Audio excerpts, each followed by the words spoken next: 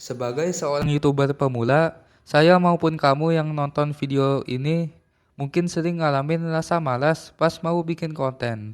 Dan dahulu saya memang malas dan suka nunda-nunda waktu ngonten di YouTube.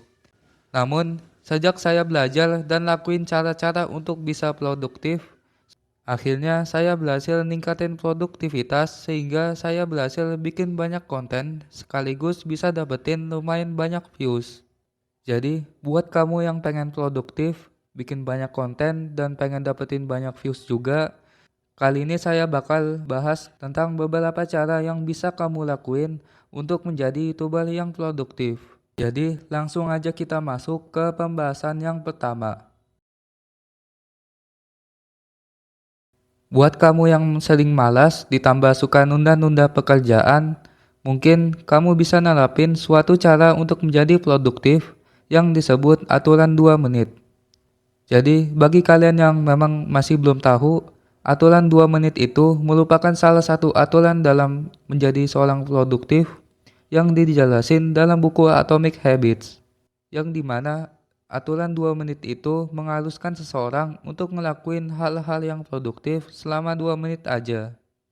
Karena kalau kita nggak nerapin aturan 2 menit, biasanya kita itu bakal cenderung untuk menunda, dikarenakan pekerjaan yang pengen kita lakuin memang terasa berat.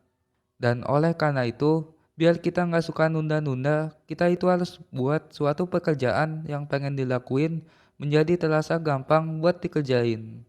Sehingga nggak akan muncul lagi kata-kata buat menunda dengan alasan karena inilah, itulah, dan seterusnya. Misalnya, kamu itu pengen bikin suatu naskah video YouTube, yang dimana hal yang harus kamu lakuin itu, kamu itu coba paksain diri sendiri untuk nulis satu paragraf dari naskah videonya selama 2 menit dulu. Setelah itu, kamu mungkin bakal merasa terbiasa untuk nulisnya lagi.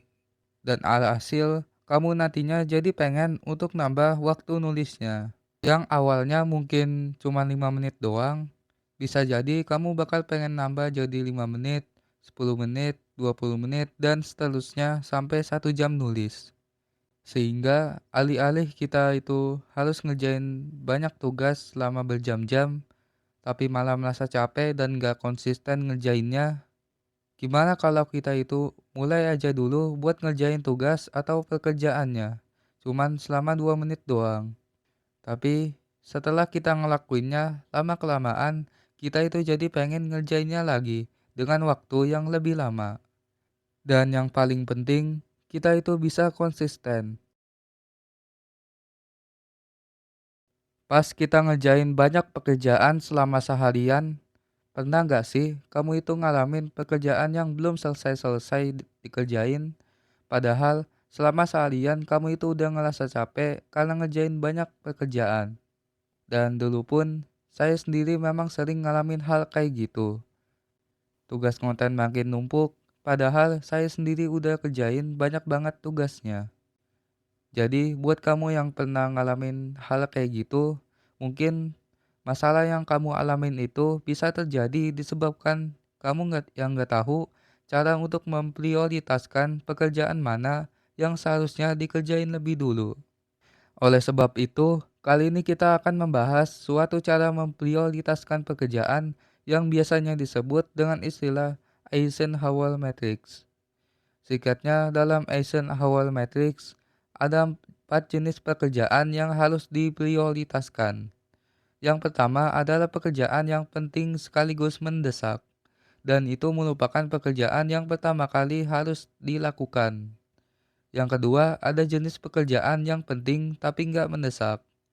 Jadi, adapun untuk jenis pekerjaan yang kayak gini, sebetulnya kalian itu bisa delegasi tugasnya ke orang lain kalau memang bisa, ataupun bisa juga kalian kerjain dengan membatasi waktu kerjanya. Kemudian, untuk pekerjaan yang ketiga yang bersifat penting dan nggak mendesak, kamu itu harus menjadwalkan waktu khusus di mana kamu itu bisa ngerjainnya. Dan yang terakhir atau jenis pekerjaan yang keempat, kita itu bisa tunda atau lebih bagusnya lagi, kita bisa tinggalin pekerjaannya. Karena jenis pekerjaan yang keempat memang gak penting maupun mendesak. Sehingga malah lebih bagus kalau pekerjaannya nggak dikerjain sama sekali. Kalau kamu itu sering ngerasa capek untuk ngerjain banyak tugas sekaligus, mungkin teknik Pomodoro merupakan salah satu solusi yang cocok banget untuk ngatasin masalah tersebut. Dalam aturan dari teknik Pomodoro ini, suatu pekerjaan itu bisa kita atur waktu kerjanya dengan adanya waktu kapan kita itu harus kerja dan kapan kita itu harus istirahat. Untuk penjelasan lengkapnya, kalian bisa lihat aja gambar berikut.